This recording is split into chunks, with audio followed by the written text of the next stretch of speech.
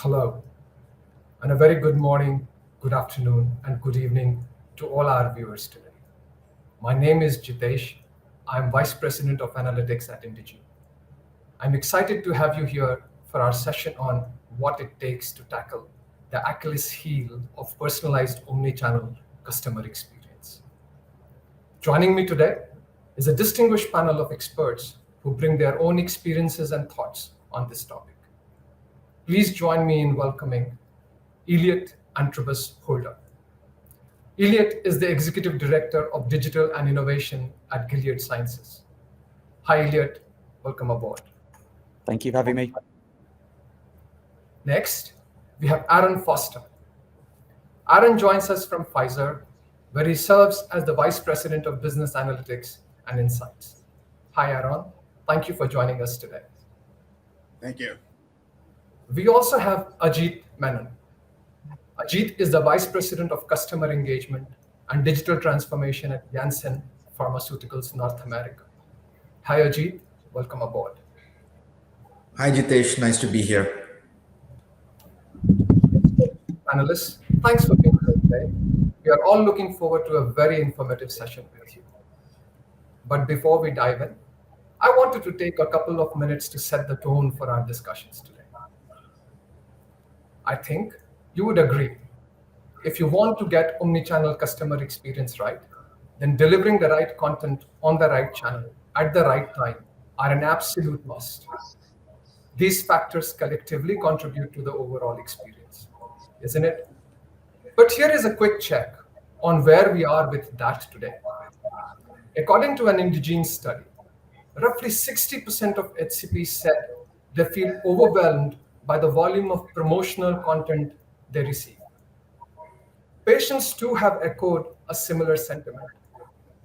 So clearly, there is a problem we are not addressing. When content experiences are not measured and managed effectively, they push your customers further away and eventually dilute your brand experience. Don't you think? This makes the content piece itself the Achilles heel of customer engagements. Therefore, the need of the hour is to take a content-first approach to increasing customer lifetime value.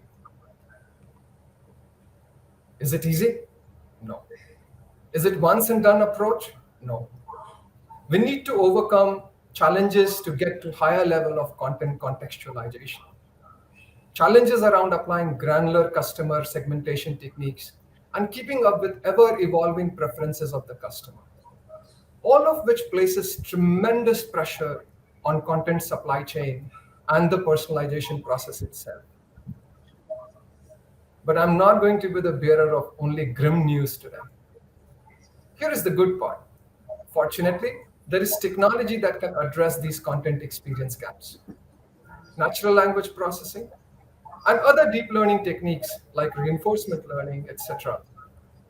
With traditional analytics-based recommendation systems, behavioral targeting, and more, are helping us hyper-personalize content and create more contextually relevant experiences with ease and at scale. In the next 30 minutes, we are going to discuss this further along with our panel members to understand how content analytics can be a game changer. So let's dive in. Aaron, let us begin with your thoughts. How are you maximizing the value of digital content with technology as an enabler for personalized customer experience within Pfizer? Thank you, Jitesh. And content, and I think you referenced this, is an incredibly valuable asset of the company. It's important to maximize the value of that content. And one of the key ways from a technology perspective that we are and seeking to strengthen in terms of maximizing that value is the investment in the right kind of journey orchestration tools.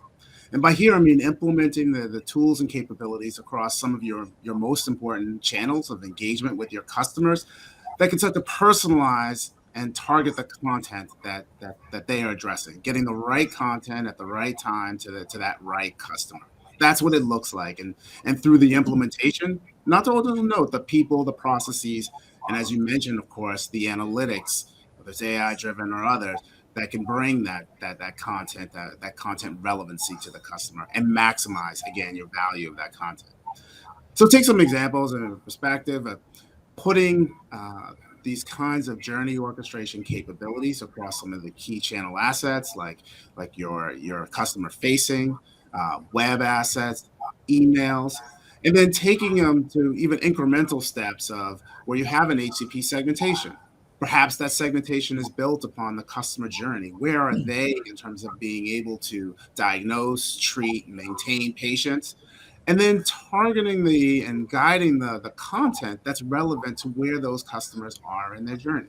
So when a customer that's still in that diagnoser phase, perhaps they're a non-diagnoser, when they are interested in engaging with your asset, the landing page or what they're seeing as a starting point has content that's addressing the steps towards diagnosis or the appropriate steps that one needs to take. In other words, it's taking the content you've developed and putting it appropriately and guided in a very way that informs the HCP on what they want it to be informed on. Now, that's just the simple and the start of using these technology tools around your basic segmentation. But of course, this can be expanded with some of the capabilities that you mentioned. How is this driven based on perhaps their dynamic activity? They're interested in dosing or another aspect about a medicine. Well, then how are you furthering their conversation as they can then learn about other maintenance and side effects management and other perspectives that may be relevant in the moment? So that idea of dynamic content relevancy also can be enabled through these tools. And as we know, AI-driven capabilities and others, we can start to look at their patient mix or other aspects, make predictions about, again, what content will be most relevant to them at that particular time. So that the core of the capabilities is around the journey orchestration, and these are technologies. The integration of them is important, but so important that it's brought together with a strategy that's built around also the analytics and insights about these customers. Great, and that is customer front and center, right? And at the same time, you talked about the challenges of dynamic content. Keeping in customers' context in mind could be very challenging. So a related question, Aaron, what challenges does arise while implementing some of these technologies? Can you share your experience within Pfizer and what you in general would say for the industry?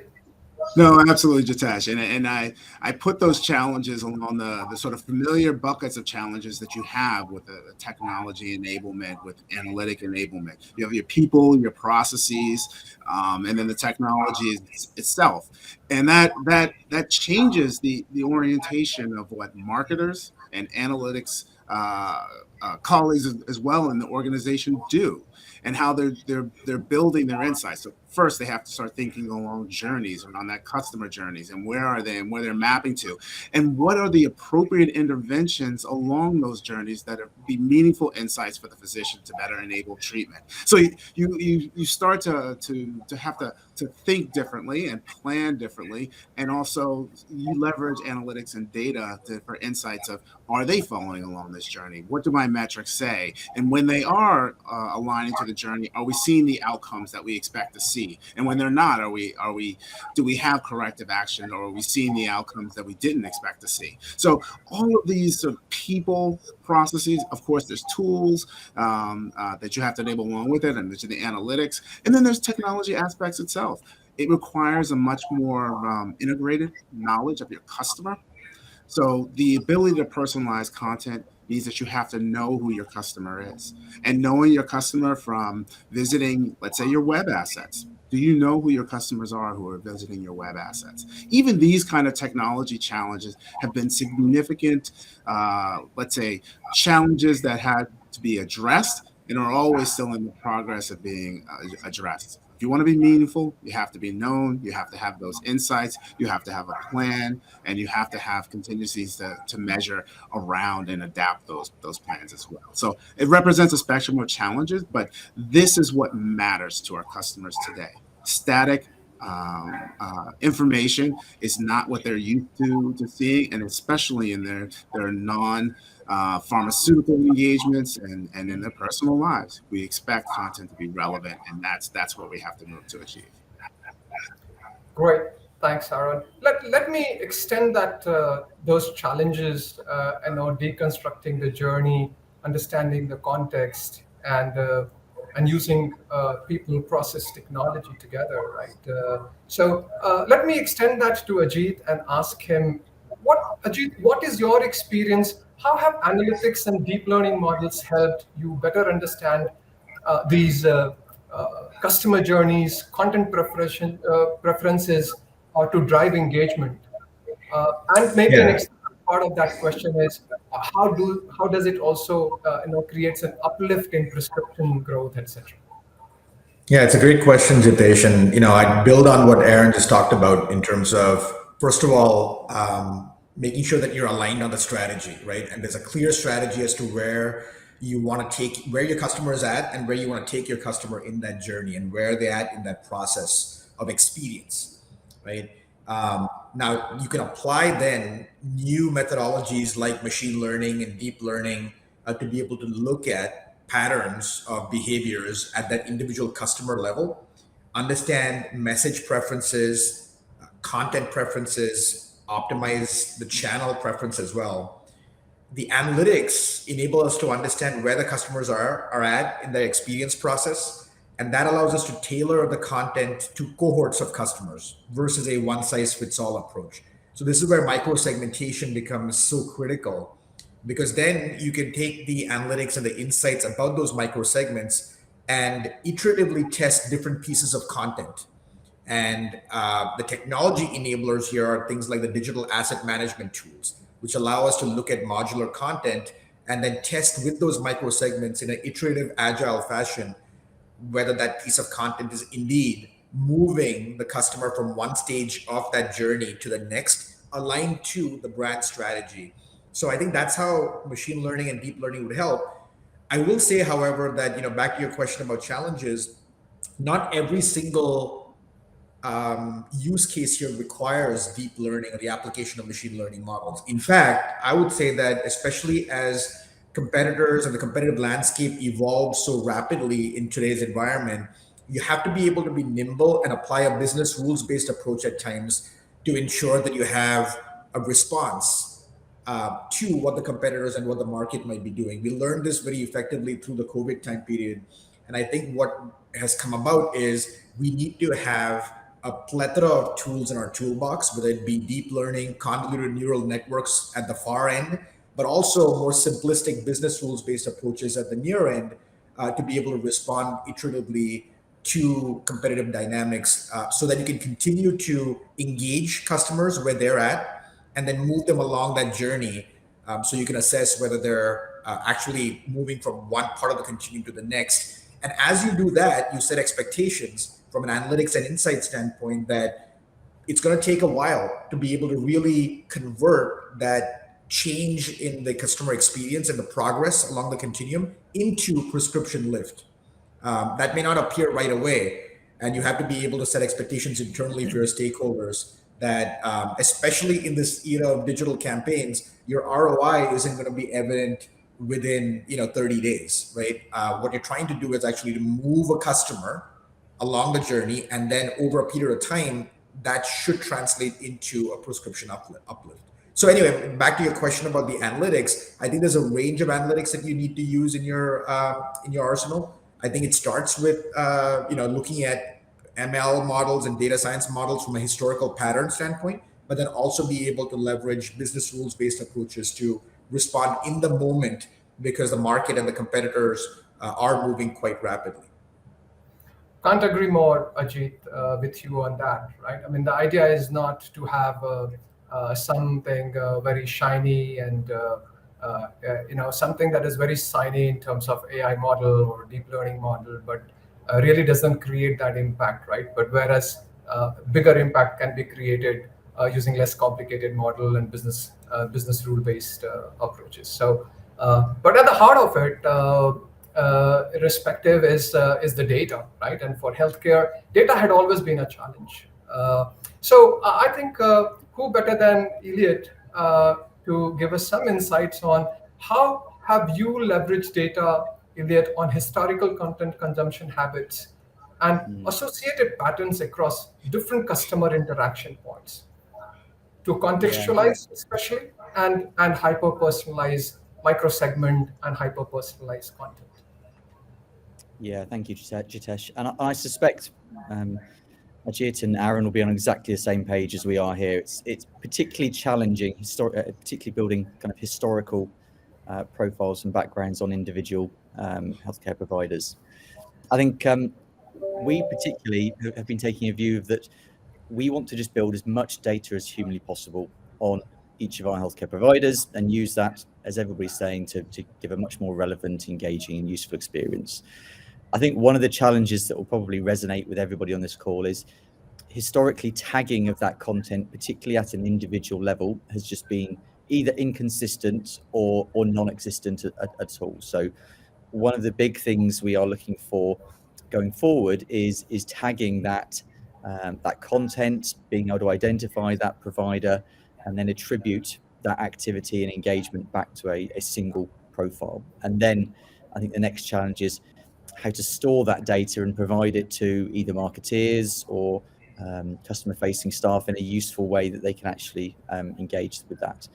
Now, I'm sure a lot of people sympathise here with that. A lot of our historical data is very messy. It's very siloed. Often it's sat with third parties, which could be agencies or third-party technology providers. So I would love to say there is a kind of silver bullet of fixing that, but I really just think it's a lot of hard work trying to identify, pull that data together as best as possible. It will always be messy to a certain extent, but I think for us, we are very much looking forward to how do we build the right kind of data models going forwards, and using kind of more predictive analytics and behavioral based analytics to try and work out going forward what do we do for those particular providers. And I do think external data sources have a useful place in augmenting and building out those customer kind of profiles at a kind of micro level. So that is also something we're exploring at the moment, but I'm sure I'll be in good company here that saying that a lot of the historic data is not as good as we would like it to be. It's very fragmented. It's just non-existent. So we are very much looking kind of forward in terms of how we build that going on from here. And I do think AI, ML, and so forth do have a very useful way in helping predict HCP behavior or patient behavior based on previous interactions. Thanks, Elliot. And while data is one very challenging and a complex problem, the other level of problem, even if is basically measuring the effectiveness of the models that we develop. Let me ask Ajit, what kind of engagement metrics are more suitable for testing models, for example, A/B testing? How do they vary by microsegments, and how do we measure them at scale? Yeah, it's a great question, Jitesh. And, we could spend an entire day on metrics. I think there was a question in the chat about that as well. We here believe in using both, as I think everyone else across the industry does, believe in using both leading and lagging indicators of customer engagement, right? And then we compare them to historical benchmarks and things of that nature. Metrics like the classic ones, open rate, click-through rate, bounce rates, for websites. These are leading indicators. There's a metric around net promoter score to, give us some insight into how we're doing relative to the competition. But a more insightful metric, in my opinion, that we've been pushing our teams to focus on really is, again, going back to the earlier discussion about looking at campaigns in terms of journeys, not in terms of one-off campaigns, right? Looking at it as an experience that you want to bring your customers along. And so how do you really measure at that micro segment level that I was talking about earlier, how we're converting HCPs, patients, other customers from one stage of that continuum, one stage of that experience journey to the next. So for this to be useful, both the business as well as our analytics teams need to be focused on number one, what's actually driving the micro segments, right? In terms of behaviors, and then you layer in things like attitudes and insights from all different sources around market research and syndicated data, but also really focus on, to Elliot's point, making sure that you're tapping into the data on behaviors at an individual HCP level that you've collected yourself, right? Secondly, where each micro segment is at from a buying process standpoint, and really relating this to where you want to move that micro segment to. And then, having these two will allow us to enable us to measure progress and impact in rapid sprints, looking at different variations of content for that micro segment as well. And that's where the A/B testing comes in, is looking at different varieties of content that you can deploy at a micro segment level, and in agile sprints that may be 2 or 3 weeks long, actually quickly getting a measurement. Somebody asked a question about what is a minimal viable profile here, right? In the chat here. How do you assess that at a micro segment level? I think you can use the analytics and basic analytics to know whether engagement metrics are changing at that micro segment level at each stage of that journey. Now, ultimately, though, I'm a big believer that all of this ultimately needs to drive outcomes. And if you truly believe that your content is differentiated, then at a micro segment level, within a reasonable period of time, and we need to set expectations appropriately, what is that prescription lift that we should be getting from content that is differentiated and targeted to the individual customers? And we should be looking at whether there is a prescription lift from those customers that engage with the content versus those who don't. You asked about where the industry is at when it comes to this. My sense in talking to experts and other practitioners, such as Aaron and Elliot, is that we're still nascent. And we're certainly not at scale here, right? Because we still have challenges around the common data model and the technology, and honestly, people and processes as well, right? Do we have the right talent in place to be able to even know what those metrics are? How do you measure? How do you translate measurement into activation? Things of that nature. So the tendency is to have leading indicators right now, I would say, in the industry, Jitesh, but very little by way of true ROI. The issue is not that it's a complicated problem. It's actually relatively straightforward, but it starts with really mapping out the experience journey for your customers, understanding their behaviors, understanding them better in terms of their attitudes, being strategic about where they're at, and then setting expectations around the time it will take to move them along the continuum. But if you do all this, then I think it allows you to be much more specific about which metrics to use. But ultimately, I would say that the be all and end all of this is, if it's not driving towards increased prescription lift, then why even do it, right? So I think the key is, how do you move towards that ultimate outcome after you've set reasonable expectations around the time frame, and then how do you make sure that you're continually assessing in an iterative fashion, not in long drawn out 6-month campaigns, but in 2 or 3 week sprints, using, I'm a big fan of the agile methodology. Using that agile methodology, how do you move forward in that direction in 2 or 3 week sprints and be able to report back and say, here's the content that worked, here's the content that didn't work, here's a channel sequence that worked, and here's a channel sequence that didn't work, and then move forward in that direction. So that's kind of what how I would look at metrics and measurement in general.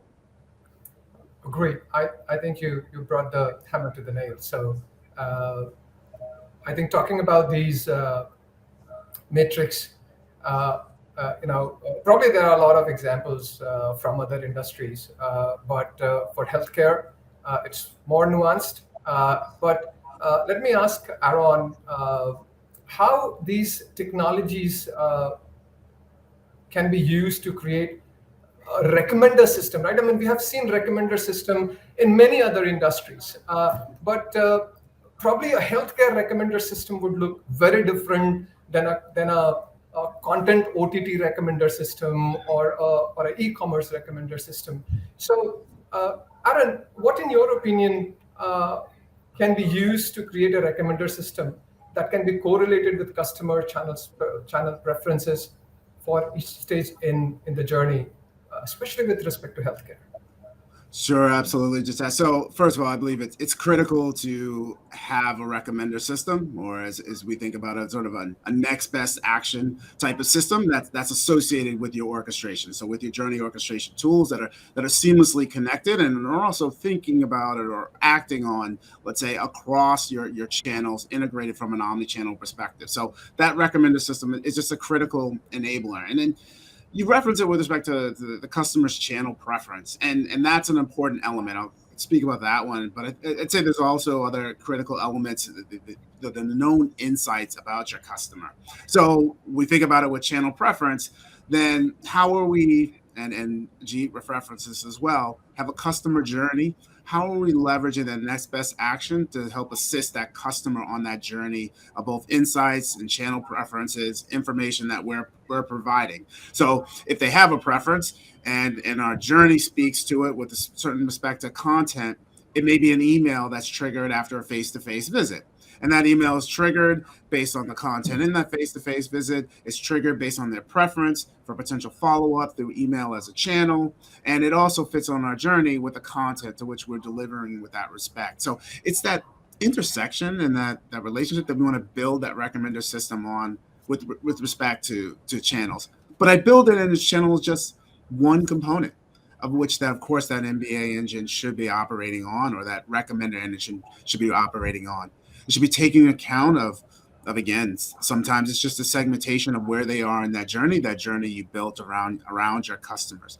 It's taking into account essentially where they are, and then from a patient population perspective.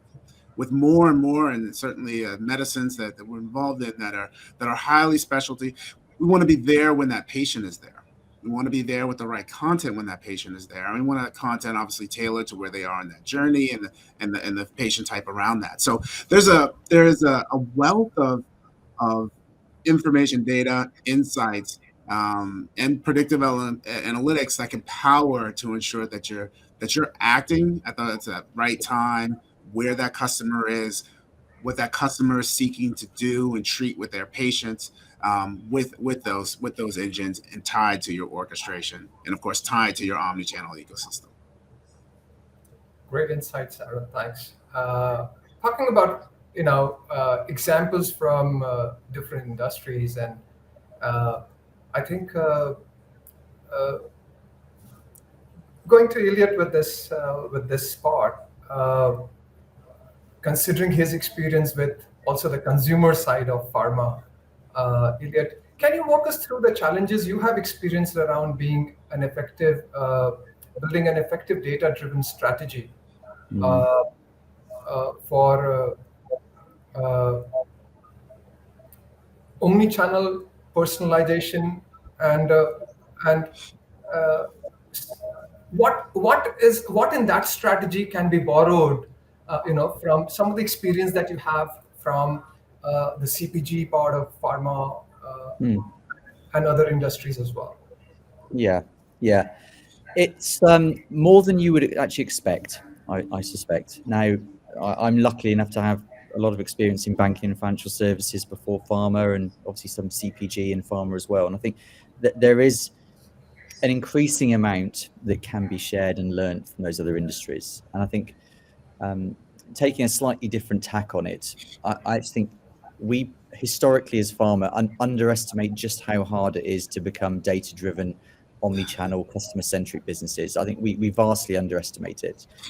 And if I think back to my career in banking and financial services, they only became a much more kind of data-driven, customer-centric business as a result of the financial crisis and various external factors that created a burning platform for fundamental change in those businesses. And I think over the last probably 2.5 years, we have had the pandemic that has obviously fundamentally changed access to physicians, fundamentally changed the channels that we are using to engage with them. That, in my opinion, is our burning platform within pharma, biotech, medtech, and so forth. So I think anybody who isn't using that to storytell, to drive engagement and support from top to bottom in their business is missing a huge opportunity. And certainly that's what I've been doing, is to try and storytell and kind of show the types of change, the types of engagements, the types of activities that need to be happening throughout the value chain, all the way from the agency of record planning journeys and experiences rather than campaigns, through to the technology and the people and process changes that are required on this. I think it's very easy to underestimate the complexity and amount of change that is required. It is a fundamental change in our whole go-to-market proposition. This is not just about how we're engaging our customers. This is fundamentally around how our teams are organized, how we think, what our strategy is, how we collect data, technology.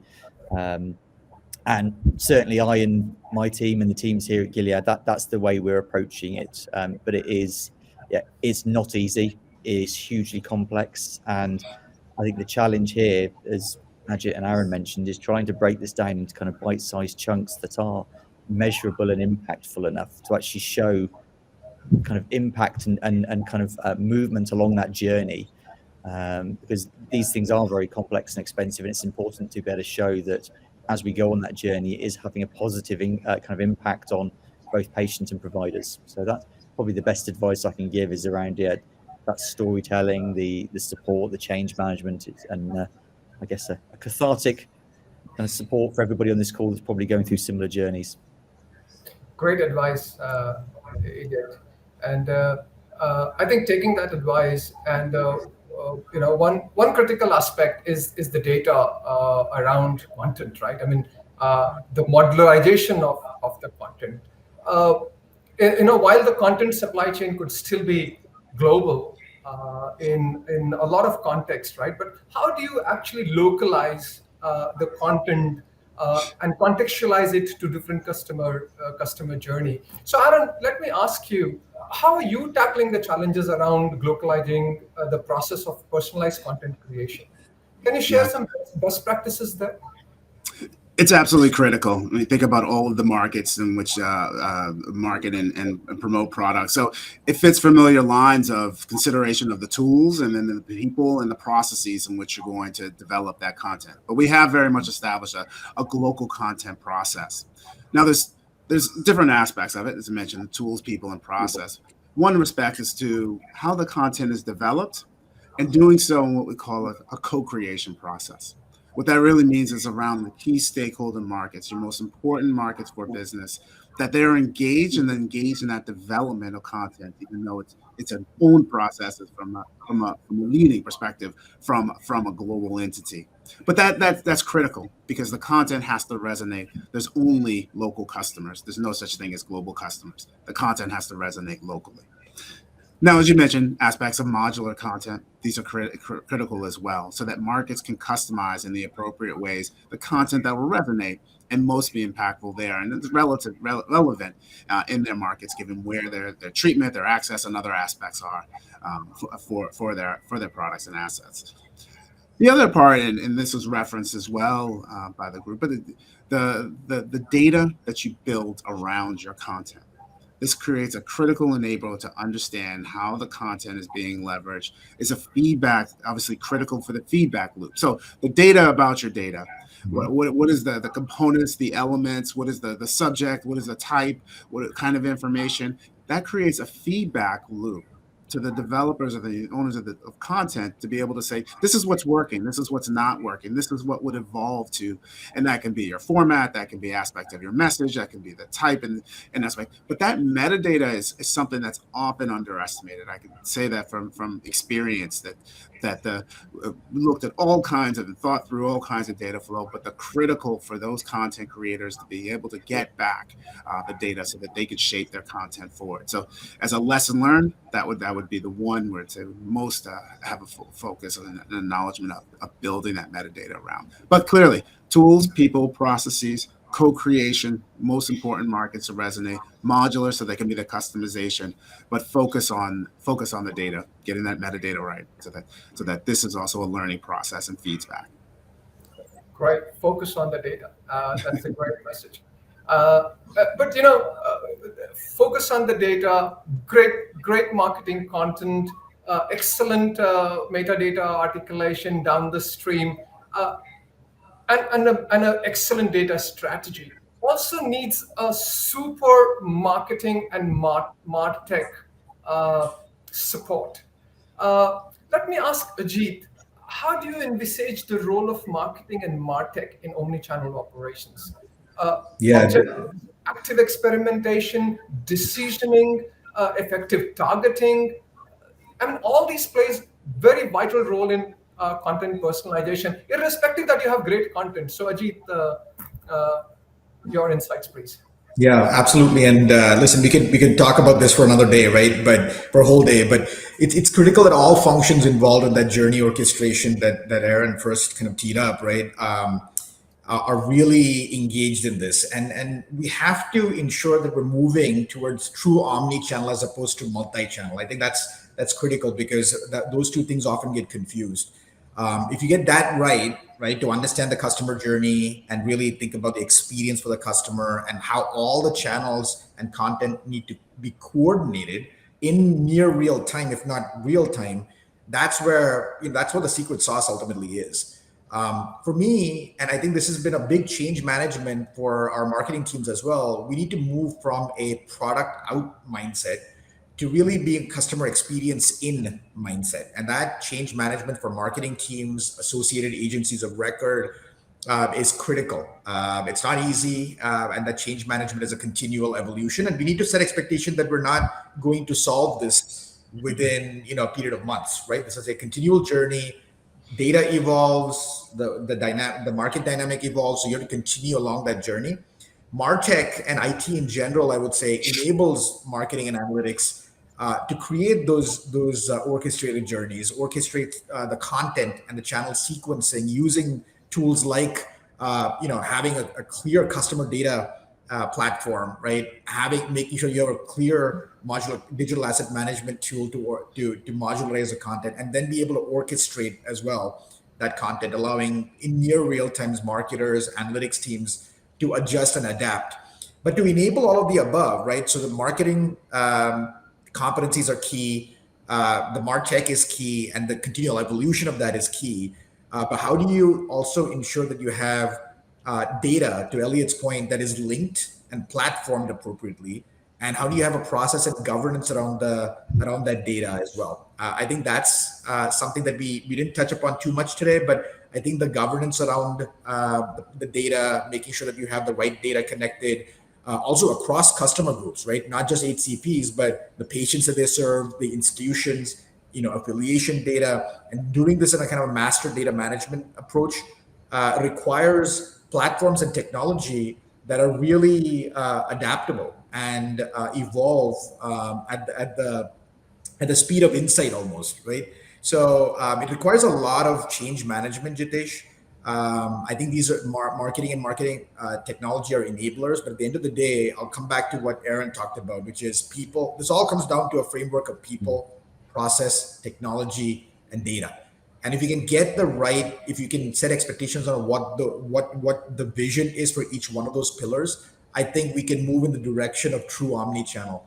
But back to your very simple question about marketing and marketing technology, I think those are fundamental enablers, and we just need to make sure that we have a roadmap in place to evolve both those as the journey unfolds. Great insights. Thank you, panelists. I think these are topics, and as you rightly said, we probably need the whole day, and we probably would not tire ourselves with these discussions. But unfortunately, we have to stop somewhere today. So I am also mindful of a lot of interesting questions which have popped up from the viewers.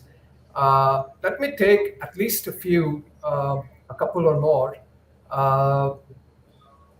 So the first question is, maybe Elliot, you can help answer this question. How can data and analytics help pharma companies prepare for seasonality in content and conversation in the order to react in real time? I think my blunt response to that would be, I think we should be using data on a daily, weekly basis to adapt how we are personalizing, segmenting, providing content. So I think seasonality to a certain extent is important, but I think we are aspiring to move to a true kind of agile content delivery, development, orchestration model where seasonality is less important. It's about where that HCP provider patient is in that journey. Are using data to identify what is the right message, right time, right channel, and then ensuring that we're able to deliver that. So we're moving away completely from the old kind of cyclical nature of creating content and campaigns. And again, I bet as everybody else is on here, aspirationally moving to that customer-centric, very data-driven approach. So I think that seasonality is probably less of an issue going forwards if you're on that kind of aspirational journey. At least that's my view. I would probably just add that I agree absolutely with what Elliot said. I think the perspective starts with where exactly is that physician right now? What patient do they have in front of them? What understanding do they have of suspicion, diagnosis, treatment, maintenance, whatever perspective they are at right now? What is the information that they need? And if you hone and you focus your message there, other aspects are become less relevant. I completely agree. Yeah, great. So it's more context than seasonality. That is more important. So Aaron, continuing with you, maybe you can answer the second question. What does good looks like? Can you share how various analytics combined together can show a pattern of success? So what is success? What key matrices should we be looking at? Yeah, what key metrics? Well, Ajit touched on earlier, and I absolutely agree. There's some leading indicators that we absolutely want to track in terms of success. Now, we focus a lot on the again, leading. We all know that eventually it's going to be about uptake of medicines and the appropriate use of those medicines. But leading to those things are they engaging in this content?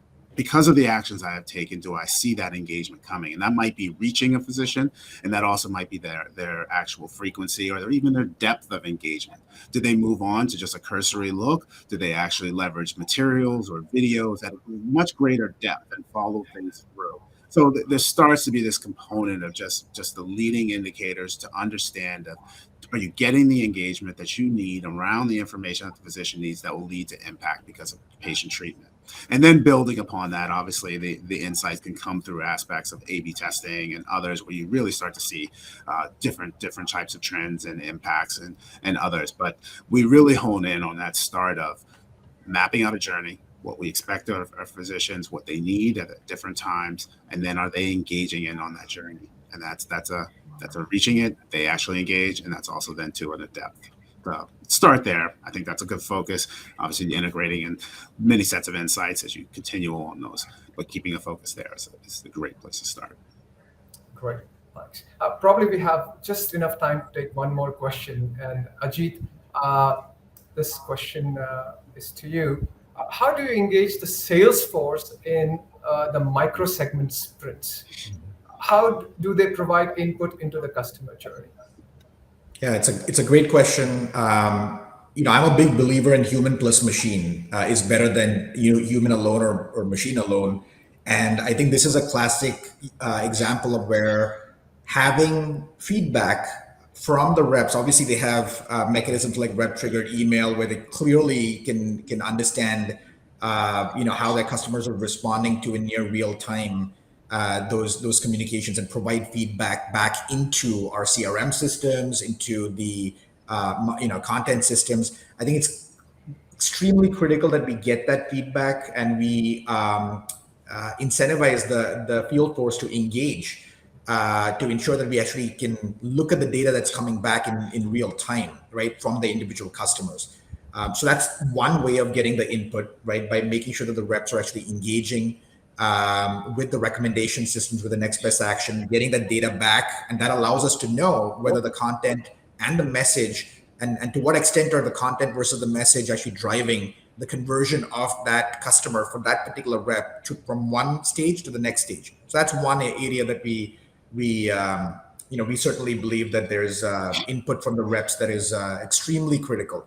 The second area that we think is extremely critical is in the spirit of agile delivery and development, making sure that you have input along the way in your agile sprints where you have feedback from the field in terms of, are these pieces of content actually relevant? Are they, and again, not all of that is going to be absolutely, accurate, but I think you have to validate what the feedback is with actual behaviors from the HCPs. So being able to get the feedback from the reps in terms of the content to be developed in the agile sprints is also critical. So I would say both those elements of rep input are important. One is just the feedback to the recommendation system, and the second one is as you develop content, new content, and deploy it, how are you getting, field advisory board, for example, feedback into the content. So that's what I would recommend as being a good practice. We'll see over a period of time how it translates into a best practice or not, but certainly it's something that we've started to work on. Thank you. And thank you, Ajit, Elliot, Aaron, for a wonderful and interactive discussion today. We have come to the close of this panel discussion. Your thoughts and insights were truly valuable, especially for me, a lot of takeaways, and I'm sure for our viewers also today. We are certain that all our viewers had a lot of learning from these interactions, and we truly appreciate you taking time to join us for the session. And thank you to the viewers for your very nice questions and joining us today. All of you have a very lovely day ahead, and thank you once again. Thank you. Thank you. Thank Being you. here.